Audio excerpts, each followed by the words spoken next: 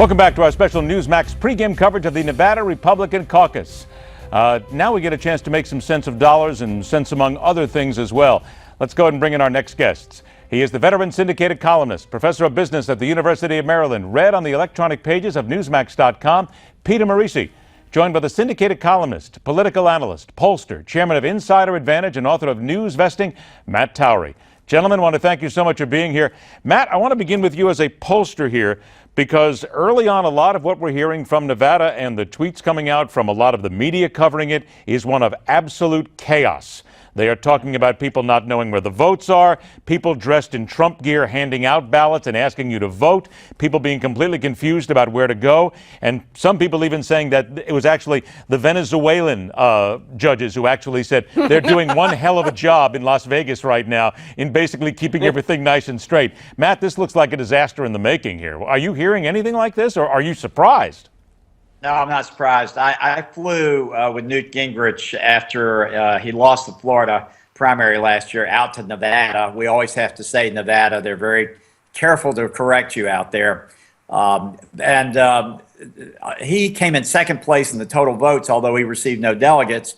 And Ron Paul, who came in third place, received delegates. It's a wacky, wacky caucus. And it's known for having very low turnout, being very disorganized. And oddly enough, Gingrich, who had basically run out of money, managed to come in second place by doing one set of robocalls at the last minute. I mean, that's what kind of effort can get you in second place. So this is a really dicey situation. All right. Now, Peter, because of what we're hearing here, and again, honestly speaking, I got to tell you, I think I laughed just as hard when I heard about the Venezuelan judges looking at what's happening in Las Vegas.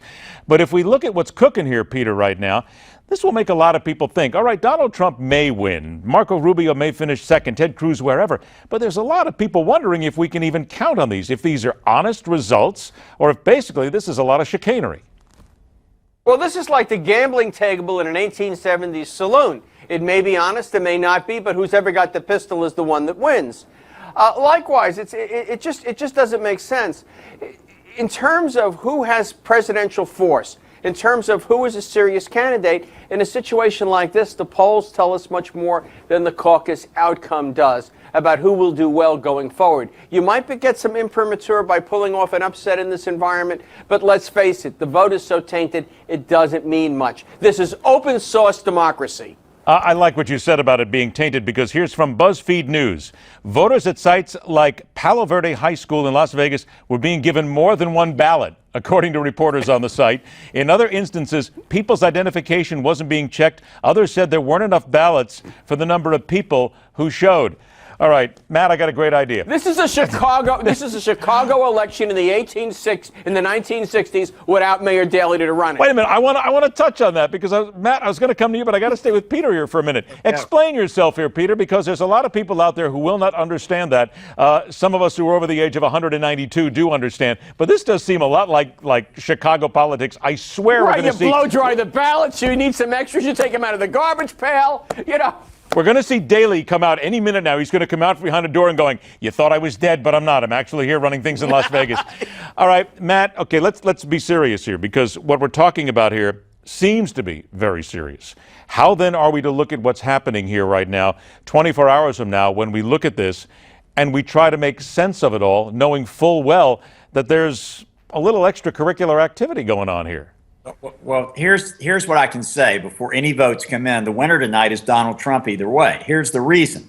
He was leading in the polls. They're scant and they're hard to really trust because there's such a small turnout. They aren't necessarily representative.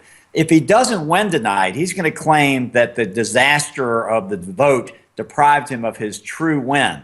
If he does win tonight, he's going to declare victory and head into Georgia, Alabama, Tennessee, states that are polling today. For example, we did for Fox affiliates in Atlanta for Georgia. Trump's winning by 12 points. So he's going to claim a win whether he loses or he wins. So then, Peter, knowing full well what we've just heard here, heading up to Super Tuesday, almost every state says they are trending for Trump. So then why are we still hearing people saying that, well, there might be a chance for Marco Rubio, there might be a chance for Ted Cruz to get back in? Are they just whistling Dixie? Well, I think it's the media is aligned with the establishment. Look at how many media outlets are attacking Trump right now. The National Review started a tide of attacks on Trump that continued this morning in the Wall Street Journal. My feeling is that if Rubio somehow would pull out Nevada tonight, Trump could turn around and say, look, it was a very low turnout, it was a tainted situation, and the machine just got behind him. And frankly, that would be pretty close to the truth, even if Mr. Rubio didn't orchestrate it. No, my feeling is that this whole process is meaningless tonight, and that Trump is in a very, very good position, as you described. All right, now, Matt, you're nodding your head on this, but let me bring something else into this. If you look at what happened in South Carolina, Donald Trump won 32% of the vote. All right, now we have Marco Rubio and Ted Cruz both trending in the 20s. Jeb Bush is gone. There's 8% of the vote. John Kasich sitting there with about 8%. The GOP is telling him to get out. Ben Carson says, I'm not going anywhere. He's not going anywhere. We're right. He is not going to be president of the United States. When you look at all that, doesn't that still tell us, here's what the critics will say, and I know the Trump fans won't be happy, but let's play fair here, that while Donald Trump gets 30-some-odd%, that means there's almost 70% of the Republican electorate who does not want him and would vote against him. Well, I think that's making an assumption that as a pollster Sure. I wouldn't make. That is that because someone's supporting someone else, they don't want the alternative that's left on the table. That has never been my experience in years of polling, nor as a candidate, nor as an elected official, to be the case. So I don't think that would really fly. What I can tell you is this: I have no dog in this hunt at all. But I did accept the invitation to attend a Trump rally and to meet Trump on the first time I've ever met him on Saturday. The turnout of that massive rally in Atlanta was made up of a demographic that I never saw when I was involved in presidential campaigns on the Republican side, when I was running Newt's organization, when he was Speaker of the House, or when I was a candidate as a nominee for lieutenant governor back when I was a mere child. I've never seen this array of diversity show up at a Republican rally. And it tells me that the voters who are going to be supporting Trump and are supporting Trump, they aren't necessarily people who have voted that many times in Republican primaries before. I don't think this is something we can compare to the past. And I think if you look down the way, he's not going away. He may not even be in first place by the time we get to the convention. But if he's not in first place, no one will have enough delegates to win the thing on the first ballot. All right, just coming out of thehill.com, the headline, GOP officials looking at irregularities at Nevada polls. They're looking into double voting in the caucus, according to multiple reports. Several tweets showing photos of precinct workers throughout Nevada wearing Donald Trump T-shirts as they work. Oh, please, we got to bring the ghost of Richard Daley back here. I just wanted to bring that up into the conversation. Peter, let me get to you in a moment here, and right now, and let me talk about what we just did with the polls and get your opinion. Where do Jeb Bush's people go? And if they get out, where, in your opinion, does Kasich's and Carson's people go? Well, I think that some of those people will go to Trump, that Rubio will do better than Trump, some will go to Cruz. The more significant question, though, for Republican politics is what if they all got out other than Rubio? I think then Trump would have 51%. The diversity of people that are supporting Trump, as evidenced in that rally in Atlanta, but moreover in the demographics of the New Hampshire vote, for example, and the South Carolina vote, would seem to indicate that he has broadened his base of support far beyond lunch pail white guys who've lost their jobs to imports. He now is able to compete for evangelicals because there's something bigger. Before this election, they were fighting for the direction of our society. Now they see the very fabric of our society as shredding, and they see someone who might not agree with them on every issue, but agrees with them that that is the problem. That is something that Jeb Bush could not articulate. He talked about marginal changes in policy. And the same with Rubio, the same with Kasich, and all the rest, especially the governors. And on the Democratic side, Hillary Clinton talks about embroidering on Obama. She doesn't talk about the very fact that the America that we knew is shredding and incapable of acting effectively, either on domestic policy or to counter a threat like ISIS or what China's doing in the South China Sea. They see that, they recognize it, they can't say it the way I just did, but someone is coming along who does, and his name is Donald Trump. Very well put. Matt, working off exactly what Peter said here. That seems to be how the American people think at this point. Okay, let's take, and let's be very honest here. Jeb Bush is gone, John Kasich, Ben Carson. We don't want to insult anybody, we don't want to denigrate them, but quite frankly, they're not going to go anywhere. So let's look at Rubio and Cruz right now, in your opinion. Which one of them right now has the best opportunity, the best ability, the push, if you will, to be able to dig into, in any way, shape, or form, to dig into that Donald Trump lead? Or are either one of them simply not eligible, not ready to do it right now? In the short term, in the next week, it may look like Cruz, because he may win Texas, and that's virtually a winner-take-all state.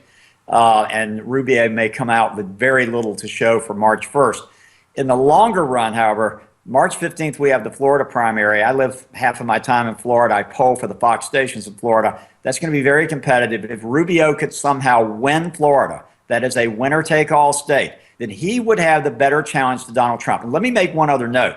Cruz is going to run out of oxygen fairly soon, because he's going to be going to a lot of states post March 15th that are A, winner-take-all, and B, don't have many evangelicals in it at all, in them at all. So that means that Rubio has an opportunity to climb. But I think Cruz has enough money and enough backing that he'll stay in the race. It'll be a three-person race, and the two, Rubio and Cruz, will deprive one another of being able to get a nomination. Yeah. And it'll be a real nip-tuck battle to see if Trump can get over the required number before he gets to the convention. And if you get to the convention, I predict a Trump-Cruz pairing together. All the nastiness put aside, the two will put it aside. They'll throw the establishment over, and you'll find Donald Trump and Ted Cruz running, probably with Trump as president and with Cruz as the vice president. I'll say it. Bold statement. A bold statement, Mr. Towery. I saw you raise your hand, Peter. You got something? Go. Yeah, my feeling is that if we had a one-on-one contest, the person that could address those fabric issues best among the remaining candidates other than Trump is Rubio. Cruz is really depriving Rubio the opportunity to become president of the United States. He's a much more credible candidate against Hillary Clinton, and she's going to be the nominee, don't kid yourself, than either is Cruz or Trump. Cruz is really a regional candidate. He doesn't have the real appeal in the Midwest and the Northeast that's necessary to win this thing. Rubio does. Rubio has got that magical combination of characteristics that would permit him with a bit better handling. I don't think he's got the best handling so far to take on Trump if it was one-on-one. But I'm convinced in a general election, with all of the negatives that Hillary has, and Rubio does not, but Trump has, that Rubio is really the horse that can win this thing.